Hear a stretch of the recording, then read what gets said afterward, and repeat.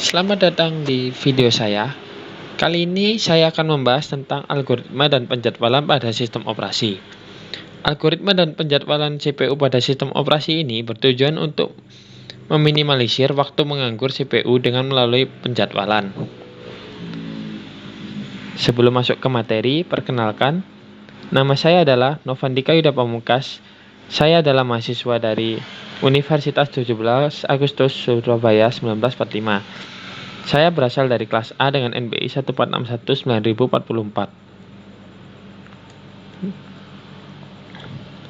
Ada beberapa metode penjadwalan proses CPU, di antaranya yaitu FCFS dan SJF.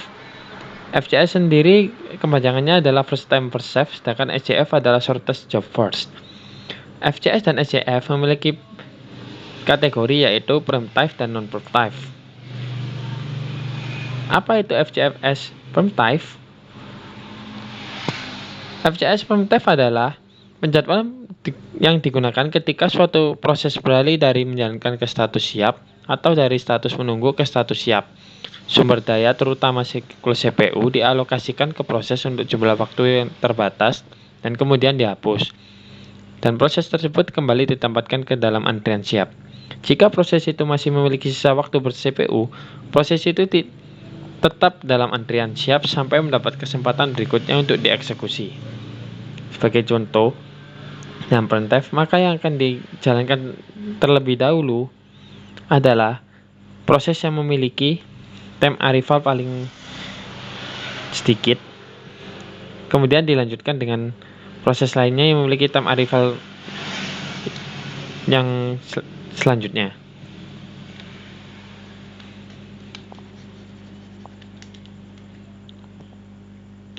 Sedangkan apa itu FCFS non-preemptive? First time first serve non-preemptive itu adalah ketika suatu proses berakhir atau sebuah proses beralih dari berjalan ke keadaan menunggu dalam penjadwalan ini, setelah sumber daya siklus CPU dialokasikan untuk suatu proses memegang CPU sampai diakhiri atau mencapai keadaan menunggu. Dalam hal penjadwalan non-preemptive tidak mengganggu proses menjalankan CPU di tengah-tengah eksekusi. Sebagai gantinya, ia menunggu sampai proses penyelesaian waktu ber-CPU-nya dan kemudian dapat mengalokasikan CPU ke proses lain. Jadi, misal seperti biasa akan yang memiliki time arrival paling sedikit akan dijalankan terlebih dahulu seperti P2 masuk ke dalam antrian pada time arrival ke 1 dan dia yang memiliki burst time 6 maka akan dijalankan. Setelah burst time dalam P2 ini habis, maka akan menjalankan yang memiliki time arrival berikutnya yang lebih besar daripada 0, yaitu P3. P3 dijalankan. P3 memiliki 4 burst time. Setelah P3 dijalankan pada waktu ke-10, P1 masuk ke dalam antrian dan memiliki burst time 4. Setelah P1 diproses, maka P0 masuk ke dalam antrian di 14. Kemudian yang P0 ini memiliki burst time 2 dan kemudian selesai. Sekilas memang kelihatan sama, namun FCFS preemptive dan FCFS non-preemptive memiliki perbedaan, yaitu dalam penjadwalan preemptive CPU dialokasikan ke proses untuk waktu yang terbatas, sedangkan dalam proses penjadwalan non-preemptive CPU dialokasikan untuk proses sampai ia berakhir atau beralih ke status menunggu. Jadi dia akan dialokasikan dari proses berakhir atau ke status menunggu. Dan saat proses eksekusi dalam penjadwalan preemptive terputus di tengah dieksekusi ketika prioritas lebih tinggi datang, sedangkan proses eksekusi dalam penjadwalan preemptive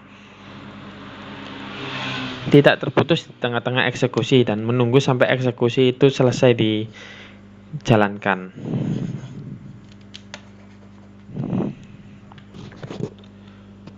sekarang kita akan masuk ke dalam SJF. Yang akan kita bahas pertama adalah SJF Primitive. Apa itu SJF Primitive dan apa perbedaannya dengan FJS tadi? SJF atau soft job first adalah jika suatu proses sedang dikerjakan dan ada proses yang lain di mana berstemnya lebih kecil dari sisa waktu proses yang dijalankan, maka proses lain akan dikerjakan terlebih dahulu dan sisa proses tadi dikembalikan ke ready go queue atau dalam waktu status menunggu.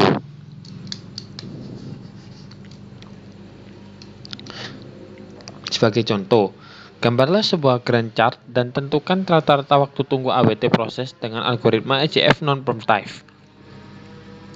Di sini kita memiliki 5 proses dengan time arrival yang berbeda-beda dan burst time yang berbeda-beda.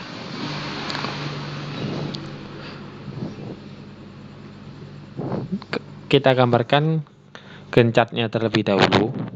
Pada waktu 0, P1 dengan burst time 12 masuk ke dalam antrian. Kemudian pada waktu 2, P2 masuk dengan burst time 8. Disusul pada waktu 3, P3 masuk ke dalam antrian dengan burst time 5. Dan pada waktu 5, P4 dengan burst time 2 masuk ke dalam antrian. Dan yang terakhir P5 dengan di waktu 9 dengan burst time 1 masuk ke dalam antrian.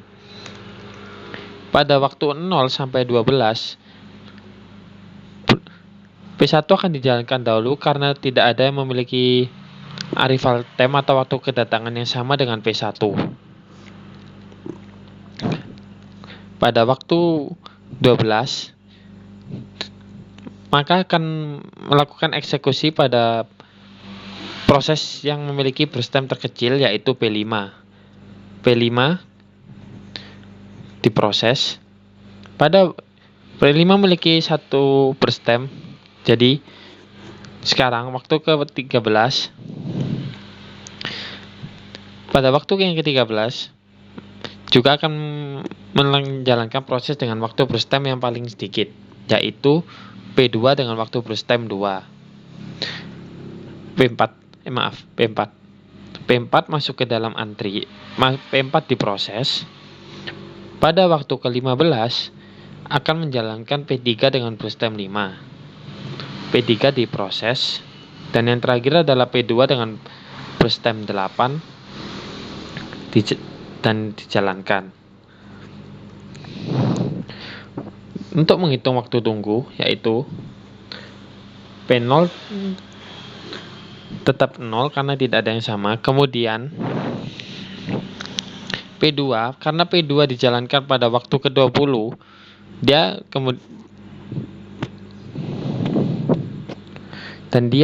dikurangi waktu kehadirannya kedua. Jadi 20 dikurangi 2 sama dengan 18. Dan P3 dia dijalankan pada waktu ke-15 dan dia pada urutan ketiga. 15 kurangi 3 sama dengan 12. P4 dijalankan pada waktu ke-13 dan dia dalam urutan posisi 5. Jadi 13 kurangi 5 sama dengan 8.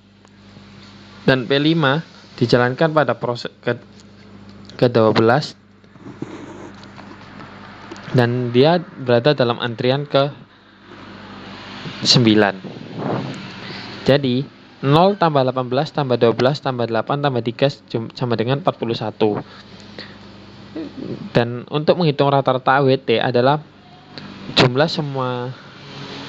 semua waktu tunggu dibagi banyaknya proses, yaitu 41 bagi 5 sama dengan 8,2 satuan waktu. Selanjutnya kita akan membahas short job first non-primitive. SJF short job first non-primitive adalah jika proses yang datang memiliki arrival time yang sama, maka proses dengan burst time terkecil yang akan dieksekusi terlebih dahulu. Cara kerja non-primitive adalah jika misalkan ada proses 1 dan proses 2 dengan attack interval yang sama yaitu 2. tetapi prosesnya adalah pada proses 1 5 dan pada proses 2 adalah 2, maka yang akan dikerjakan terlebih dahulu adalah proses 2. Sedangkan proses 1 akan ditaruh di waktu menunggu. Cara kerja non-primitive adalah urutkan semua proses sesuai dengan waktu kedatangan. Kemudian pilih proses yang memiliki waktu kedatangan minimum dan waktu burst minimum. Setelah selesai proses membuat kumpulan proses yang telah sampai penyelesaian proses sebelumnya dan pilih proses itu di antara kumpulan yang memiliki waktu burst minimum. Jadi setelah diurutkan, maka akan dikerjakan sesuai waktu yang memiliki burst paling kecil. Contoh, gambarlah sebuah Gantt chart dan tentukan rata-rata waktu tunggu atau AWT proses dengan algoritma SJF non-primitive. Maaf, ini salah tipe. Sebagai contoh, kita memiliki 5 buah proses dan dengan time arrival